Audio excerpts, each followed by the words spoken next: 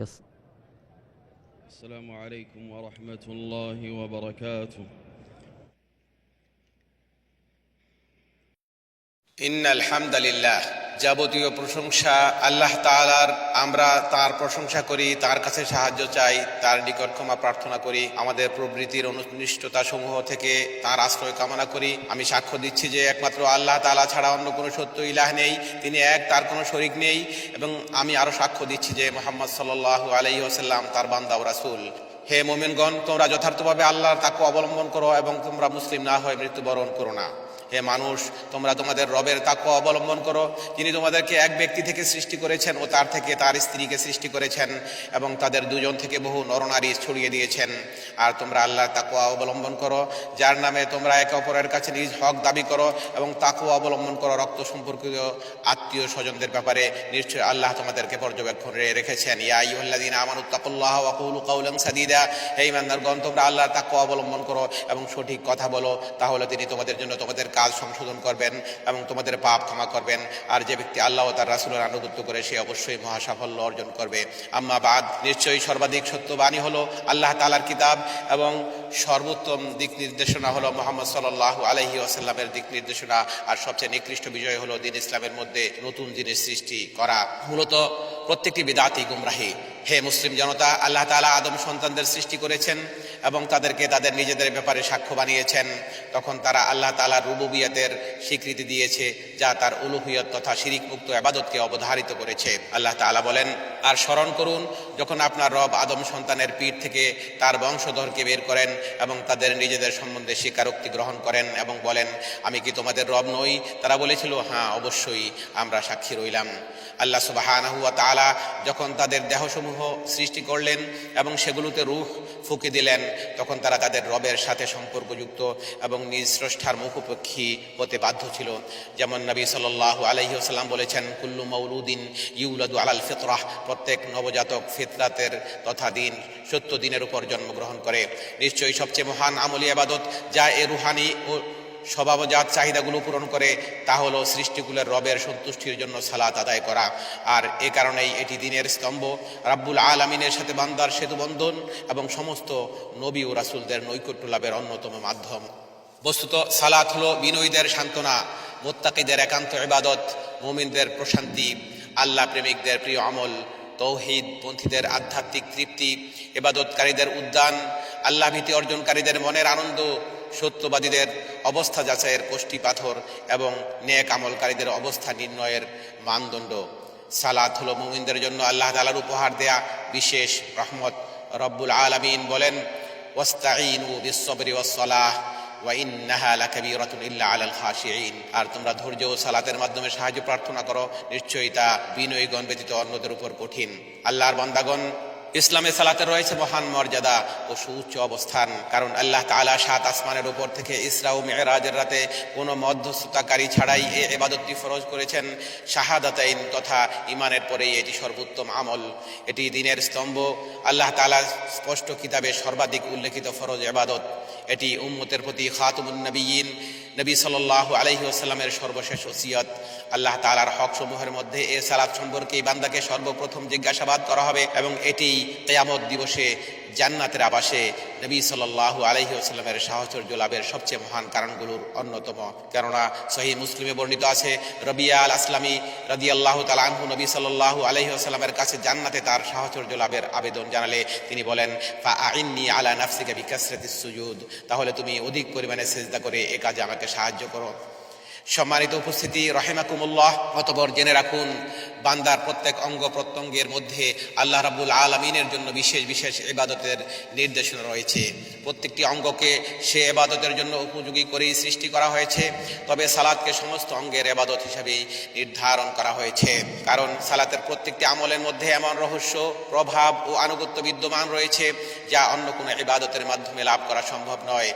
কাজেই যে বান্দা নিজ অঙ্গ প্রত্যঙ্গকে সেগুলো সৃষ্টির মূল উদ্দেশ্য বাস্তবায়নের কাজে ব্যবহার করে, মূলত সে হলো এমন সুখী ব্যক্তি যার ব্যবসা লাভজনক হয়েছে, যার গুনাহ খাতা মার্জনা করা হয়েছে এবং যার মর্যাদা বৃদ্ধি করা হয়েছে। যেহেতু সে নাজাতের পথ চিনতে পেরেছে, তাই সালাতে আল্লাহ তাআলার কাছে মোনাজাতের ক্ষেত্রে সে পরিপূর্ণ আদব রক্ষা করে স্বীয় রব থেকে প্রত্যাশিত পুরস্কার লাভে ধন্য হয়েছে। কাজেই আল্লাহ তাআলার কাছে তার বিরাট সম্মান ও মর্যাদা রয়েছে।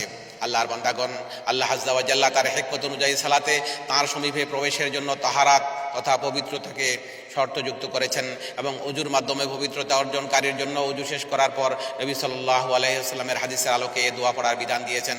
আশহাদু আল্লা ইলাহা ইল্লাল্লাহু ওয়াহদাহু লা শারীকা লাহু ওয়া আশহাদু আন্না মুহাম্মাদান আবদুহু ওয়া রাসূলুহু আল্লাহুম্মা জাআলনি মিনাত তাওয়াবিন ওয়া জাআলনি মিনাল মুতাতাহহিরিন। আল্লাহ তাআলা সালাত আদায়কারীকে কিবলামুখী হতে পরিপূর্ণরূপে আল্লাহর প্রতি মনোযোগ স্থাপন করতে এবং বিনীত মিসকিন বান্দার ন্যায় তার সামনে দণ্ডায়মান হতে নির্দেশ দিয়েছেন।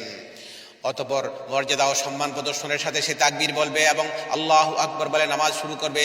মূলত আল্লাহু আকবার হলো তাওহীদের ঘোষণা। আল্লাহু আকবার শিরিক থেকে মুক্তির পয়গাম। দুনিয়ার ভোগবিলাস ও আরাম আয়েশ থেকে আল্লাহ তাআলা অনেক বড়। আল্লাহু আকবার। দুনিয়ার চিন্তা পেরেশানি ও মোহাচ্ছন্নতা থেকে আল্লাহ অতি মহান। আল্লাহু আকবার। কাজেই মুসল্লি সকল প্রতিবন্ধকতা পরিহার করবে এবং সকল পিছু টান থেকে মুক্ত হয়ে তাকবীরে তাহরিমার পর দুআউল ইস্তিফতাহ পাঠ করবে। তাতে সে আল্লাহ তাআলার পবিত্রতা ঘোষণা করবে, তার প্রশংসা ও মহত্ব বর্ণনা করবে এবং এই মর্মে তার তাওহীদের স্বীকৃতি দিবে যে তিনি এক, তার কোনো শরীক নেই। সে বলবে সুবহানাকাল্লাহুম্মা ওয়া বিহামদিক ওয়া তাবারাকা ইসমুকা ওয়া তাআলা জাদ্দুকা ওয়া লা ইলাহা গায়রুক। এরপর আউযু বিল্লাহ পড়বে, শয়তানকে দূরে সরানোর মাধ্যমে আল্লাহর কাছে আশ্রয় নিবে। তারপর বিসমিল্লাহ পড়বে। সূরা ফাতিহা পড়ার সময় প্রতি আয়াতে একটু থেমে রবের প্রতি উত্তরের বিষয়টি অনুভব করবে, যেন সে শুনছে তিনি বলছেন আমার বান্দা আমার প্রশংসা করেছে, আমার বান্দা আমার মর্যাদা বর্ণনা করেছে, এটি আমার মাঝে ও আমার বান্দার মাঝে। এরপর সে রবের কাছে সর্বোত্তম প্রার্থনা করে বলবে ইহদিনাস সিরাতাল মুস্তাকিম, হে আল্লাহ আপনি আমাকে সরল পথ দেখান, যেন তিনি তাকে তার নিকট পৌঁছার উপায় ও জান্নাতে পৌঁছার পথে পরিচালিত করেন এবং পথভ্রষ্টতার পথ ও তার ক্রোধের উপকরণ থেকে দূরে সরিয়ে রাখেন। অতঃপর কোরআনের যেখান থেকে তার জন্য সহজ হয় সেখান থেকে পাঠ করবে এবং রহমানের বাণী নিয়ে গভীরভাবে চিন্তা ভাবনা করবে। ফলে অন্তরের উপর সেই আয়াতগুলো অবতরণ করবে জমিনে বৃষ্টি নামার মতো, যে বৃষ্টি দিয়ে তা জীবন লাভ করে এবং সেই আয়াতগুলো তাতে প্রবেশ করে শরীরের জন্য রূহের ন্যায় গুরুত্বপূর্ণ ভূমিকা পালন করবে। এরপর আল্লাহ তাআলার তাকবীর বলে মুসল্লি আল্লাহর সামনে বিনয় প্রদর্শন করার একটি অবস্থান থেকে আরেকটি অবস্থানে স্থানান্তরিত হবে। এটি এমন স্থান যেখানে বান্দা মেরুদণ্ড ঝুঁকিয়ে দেয়, আল্লাহর সম্মানে মাথা নিচু করে তার মহান নামের জিকির করতে করতে বলে সুবহানা রাব্বিয়াল আযীম। এতে সে আল্লাহর বড়ত্ব, তার মহিমা ও তার মর্যাদা পরিপন্থী সব কিছু থেকে আল্লাহর পবিত্রতা ঘোষণা করে। এরপর রুকু থেকে মাথা উঠিয়ে সে তার রবের সবচাইতে সুন্দর ও পূর্ণাঙ্গ প্রশংসা করে বলে সামি আল্লাহু লিমান হামিদা রব্বানা ওয়ালাকাল হামদ হামদান কাসীরান তাইয়িবান মুবারাকান ফীহ। এরপর তাকবীর বলে সালাতের সবচেয়ে মহান অবস্থান ও সবচেয়ে মর্যাদাপূর্ণ স্থানের দিকে স্থানান্তরিত হবে। আল্লাহর জন্য সবচেয়ে মর্যাদাবান অঙ্গ তথা চেহারার উপর নিজের অসহায়ত্বের চূড়ান্ত প্রকাশে সিজদায় লুটিয়ে পড়বে। সিজদায় সে তার মহান রবের পবিত্রতা বর্ণনা করে বলবে সুবহানা রাব্বিয়াল আ'লা। আর সেজদা যেহেতু বন্দার চূড়ান্ত বিনয়ের স্থান, তাই সেটিই হলো রবের সবচেয়ে নিকটবর্তী হওয়ার সুযোগ। নবী সাল্লাল্লাহু আলাইহি ওয়াসাল্লাম বলেন বান্দা রবের সবচেয়ে বেশি নিকটবর্তী হয় সেজদারত অবস্থায়। ফাকসিরুদ দুআ, সুতরাং তোমরা তখন বেশি বেশি করে দোয়া করবে। এরপর সে দুই সেজদার মাঝে মনিবের কাছে করুণা প্রার্থী বান্দার মতো বসে সে এই বলে দোয়া করবে রব্বিগফিরলি ওয়ারহামনি ওয়াআফিনি ওয়াহদিনি ওয়ারযুকনি। এরপর এভাবে পুনরায় একের পর এক রাকাত পড়ার বিধান দেওয়া হয়েছে, যেন পূর্ববর্তী অংশটুকুর ক্ষতিপূরণ হয় পরবর্তী অংশটুকুর মাধ্যমে, যেন এই উপকারী খাবার দিয়ে অন্তর পরিতৃপ্ত হতে পারে এবং যেন এই মহৌষধ থেকে সে তার পূর্ণ অংশ নিতে পারে। কারণ অন্তরের মাঝে সালাতের অবস্থান হলো খাবার ও ঔষধের মতো। সালাতের শেষ অংশে তার জন্য বিধান হলো তাশাহুদের জন্য বসা। ফলে সে সেখানে আল্লাহর সর্বোত্তম অভিবাদন জানানোর মাধ্যমে আল্লাহর প্রশংসা করবে। এরপর নবী সাল্লাল্লাহু আলাইহি ওয়াসাল্লামের উপর পূর্ণাঙ্গ সালাম পাঠ করবে এবং নিজের উপর ও আল্লাহর সকল নেককার বান্দার উপর সালাম পেশ করবে। এরপর সে সত্য সাক্ষ্য দিয়ে বলবে আমি সাক্ষ্য দিচ্ছি যে আল্লাহ ছাড়া কোনো সত্য ইলাহ নেই, এবং আমি আরও সাক্ষ্য দিচ্ছি যে মুহাম্মদ সাল্লাল্লাহু আলাইহি ওয়াসাল্লাম তার বান্দা ও রাসূল। তারপর সে সেই মহান রাসূলের উপর সালাত পাঠ করবে যিনি উম্মতকে মহাকল্যাণের শিক্ষা দিয়েছেন এবং সঠিক পথের দিশা দিয়েছেন। অতঃপর সে মুহাম্মদ সাল্লাল্লাহু আলাইহি ওয়াসাল্লাম ও তার পরিবার এবং ইব্রাহিম আলাইহিস সালাম ও তার পরিবার পরিজনের উপর চির উত্তম সালাত ও পূর্ণাঙ্গ সালাম পাঠ করবে। এরপর তার জন্য মুস্তাহাব হলো জাহান্নাম ও কবরের আযাব থেকে এবং জীবন মৃত্যুর সকল ফিতনা ও দাজ্জালের ফিতনা থেকে আল্লাহর কাছে আশ্রয় চাওয়া, নিজের গুনাহ ও দুর্বলতা স্বীকার করে রবের কাছে ইস্তিগফার করা। এরপর আল্লাহর কাছে তার প্রয়োজন পূরণের জন্য দোয়া করবে। যখন এসব কাজ শেষ করবে তখন সালামের মাধ্যমে আসসালামু আলাইকুম ওয়া রাহমাতুল্লাহ বলে সে তার সালাত শেষ করবে। আর রবের নিকট থেকে শান্তি প্রার্থনার দ্বারা সালাত শেষ করার মাঝে রয়েছে আল্লাহর নিয়ামতের পূর্ণতা। এভাবে এই শান্তি তার সাথে বিরাজ করবে, তার সাথে চিরকাল অবস্থান করবে। একদিনে 5 বার সালাত পড়ার আদেশ দেওয়া হয়েছে অন্তরের গাফিলতি ও পাপাচারের ময়লা থেকে পবিত্রতা অর্জন করার জন্য।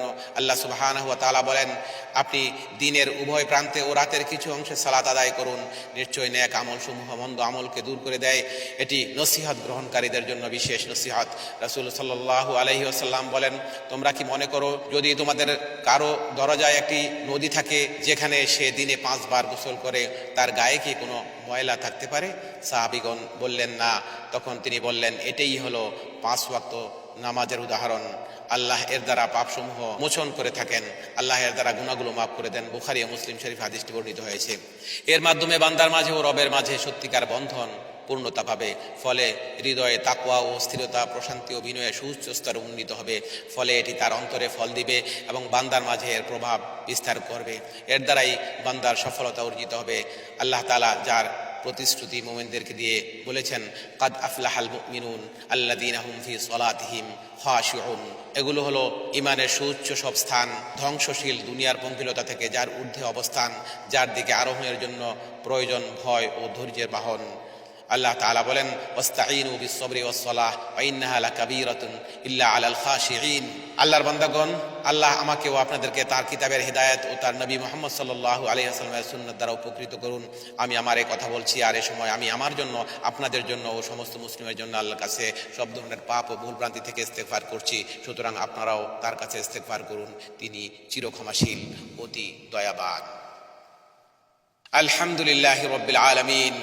আল্লাহর জন্যই সকল প্রশংসা, যিনি মুমিনদের জন্য সালাত কায়েমের সময়কে নির্ধারণ করে দিয়েছেন। দিনের প্রতি একনিষ্ঠ হয়ে সাক্ষ্য দিচ্ছি যে আল্লাহ ছাড়া কোনো সত্য ইলাহ নেই, তিনি এক, তার কোনো শরীক নেই। আমি আরও সাক্ষ্য দিচ্ছি যে সমুজ্জ্বল চেহারার অধিকারী সাহাবায়ে কেরামের নেতা মুহাম্মদ সাল্লাল্লাহু আলাইহি ওয়াসাল্লাম আল্লাহর বান্দা ও রাসূল।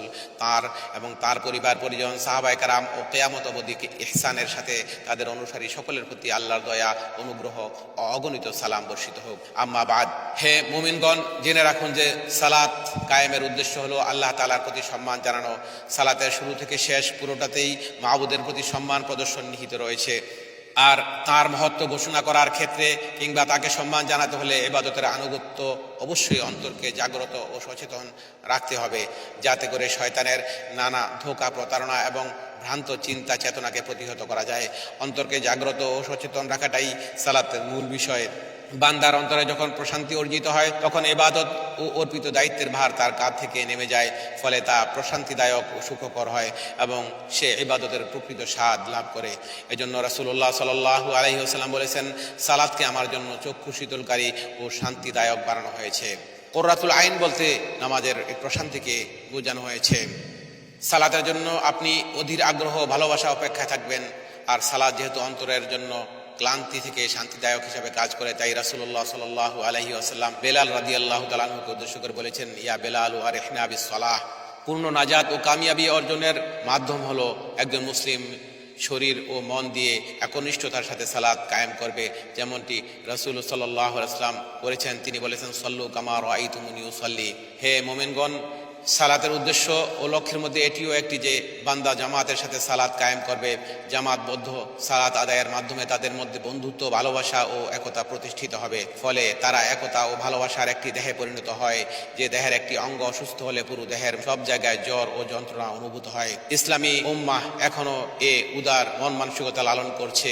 মুসলিমদের জন্য সৌদি আরবের মহান অবস্থান, যে অবস্থানগুলো সৌদি আরব গ্রহণ করছে, এর মধ্যে এর উজ্জ্বল প্রমাণ রয়েছে। এখানে একটি বিষয়ের প্রতি ইঙ্গিত করা যথাযথ হবে, সাম্প্রতিক সময়ে সৌদি সরকার একটি ঐতিহাসিক ও মানবতাবাদী পদক্ষেপ গ্রহণ করেছে। খাদিমুল হারামাইন শরীফাইন ও ক্রাউন প্রিন্সের নেতৃত্বে সৌদি আরব সরকার সুদানের নাগরিকদের জন্য সহযোগিতার হাত বাড়িয়ে দিয়েছে, যা সবার কাছে পরিষ্কার। কাজে হে মুসলিমগণ, আপনারাও এই বরকতময় জাতীয় উদ্যোগে যত দ্রুত সম্ভব অংশগ্রহণ করে তাদের সাহায্যে এগিয়ে আসুন। আল্লাহর কাছে প্রার্থনা, তিনি যেন খাদিমুল হারামাইন শরীফাইন এবং ক্রাউন প্রিন্সকে এবং এই সংকটকালে আপনাদের ভাই বোনদের জন্য যা কিছু ব্যয় ও খরচ করছেন তার জন্য আপনাদের সকলকে উত্তম প্রতিদানে ভূষিত করেন। আপনারা এগিয়ে আসুন, অবহেলা করবেন না। আল্লাহর সন্তুষ্টি অর্জনে এগিয়ে আসুন, তিনি আপনাদেরকে যথাযথ প্রতিদান দান করবেন।